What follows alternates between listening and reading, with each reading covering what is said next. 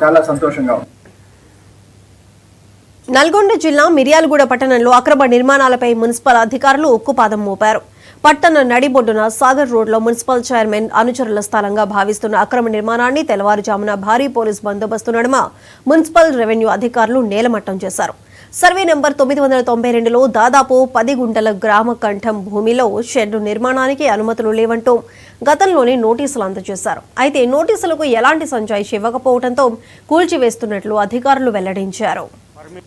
Based on the court orders judgment మేము final order ఇవ్వడం జరిగింది.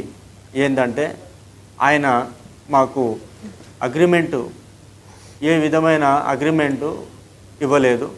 ఇంకొకటి ట్రేడ్ లైసెన్స్ కూడా ఆయన అప్లై చేసుకోలేదు మరియు మేము ఇవ్వడం జరగలేదు. అండ్ పర్మిషన్ కూడా వాళ్ళు పెట్టుకోలేదు.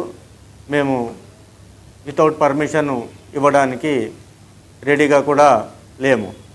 కాబట్టి ఇవన్నీ చూసిన దృష్ట్యా 7 days టైం ఇవ్వడం జరిగింది.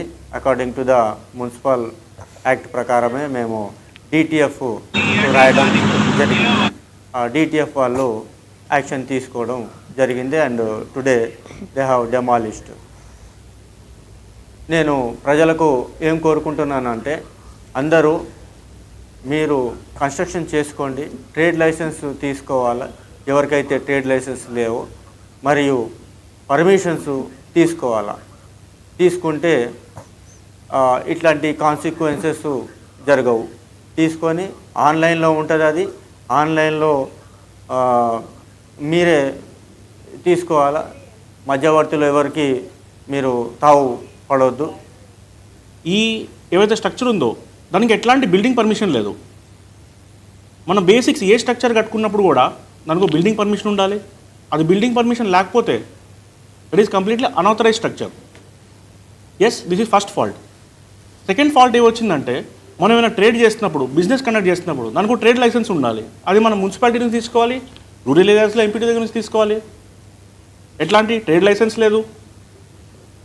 ఎస్, ఆ భూమి సంబంధించిన వివరాలు రెవెన్యూ డిపార్ట్మెంట్ నుంచి సేకరిస్తే వాళ్ళకి లింక్ డాక్యుమెంట్స్ లేవు. ప్లస్ అది గ్రామ కంఠంలో ఉన్న భూమి. 992 సర్వే నంబర్ 1964లోనే ఆబాది అని తేలింది. సో మనం ఎట్లాంటి విధంగా చూసినా కూడా చాలా సీరియస్. సో దాని మీద కూడా ఏవైతే బినామీ ట్రాన్సాక్షన్స్ యాక్ట్ ఉంటుందో ఇన్కమ్ ట్యాక్స్కి అండ్ GST కూడా మేము రిఫర్ చేయడం జరుగుతుంది స్టేట్ కమర్షియల్ ట్యాక్సెస్ డిపార్ట్మెంట్కి. ఇది ఇన్వెస్టిగేట్ చేసి as whether they are following businesses కావచ్చు, ఎంక్రోచ్మెంట్స్ కావచ్చు చేస్తే డెఫినెట్గా దానికి కాన్సిక్వెన్సెస్ ఉంటాయి. బ్యాడ్ ఇమేజ్లో వెళ్తుందో అవన్నీ కూడా ఐడెంటిఫై చేయడం జరిగింది. దాని మీద కూడా డెఫినెట్గా మన యాక్షన్ తీసుకోవడం జరుగుతుంది. సో ఐ రిక్వెస్ట్ యూసుఫ్ గారు టు స్పీక్.